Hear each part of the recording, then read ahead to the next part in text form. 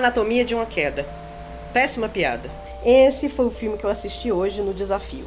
Esse é mais um dia do desafio 30 filmes em 30 dias e esse é o 19º filme. O filme já começa, gente, com uma aura super de tensão. Eles estão, acho que nos Alpes, lá num lugar bem frio e alto da França. O marido é francês, ela é alemã.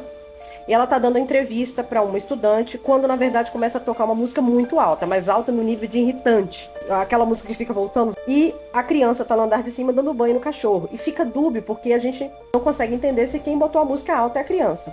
Aí a gente descobre, na verdade, que aparentemente foi o marido que tá no sótão, tocando o isolamento lá, que botou a música alta, talvez para irritar ela e para terminar com a entrevista que ela ia dar. Ela é uma escritora famosa e tudo. E aí, o marido não aparece vivo nesse início do filme. A gente não conhece esse marido, só aparece ela, a criança e o cachorro. O menino sai para passear, quando ele volta, ele vê o pai estirado na neve. Aparentemente, o cara cai lá da janela do sótão. E aí, no que se desenrola a história? Obviamente, depois a perícia não consegue ter uma causa conclusiva da morte.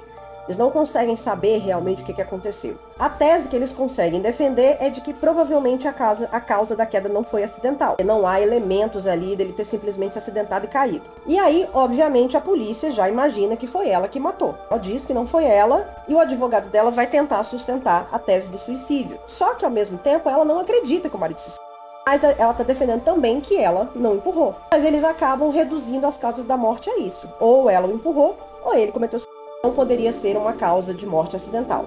Só que isso é apenas um fundo. Parece que vai ser um grande filme de suspense, de juízo de tribunal, e começa com uma aura muito intimista e etc, porque também a única testemunha da situação é o filho, que é uma criança com deficiência visual. E fica parecendo que é aquela coisa intimista, mas aí a gente vê, meu filho, o pé na porta. A gente começa a ver o negócio feder, porque a gente começa a perceber o quê? Que a anatomia de uma queda é muito mais a anatomia de um relacionamento, de um casamento. O filme é uma produção francesa, mas ele acontece em 2 idiomas, o francês e o inglês, porque ela é uma escritora alemã que só fala inglês e fala pouco francês. O francês dela não é tão bom assim.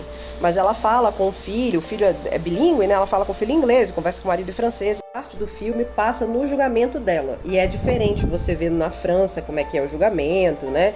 Tem um formato... A gente está acostumado muito com filmes de júri nos Estados Unidos. Mas eles trazem um julgamento, tem muita questão do sexismo. Ela é uma mulher alemã, tem uma questão bastante forte das origens, que a gente às vezes não percebe, mas os europeus têm muito problema entre países. Então, ela é alemã, o marido era francês, eles se encontram no momento em Londres, parte da vida, e é um momento neutro para os dois, então eles estavam felizes, mas quando eles voltam para a França, que é o país dele, as coisas começam a desandar.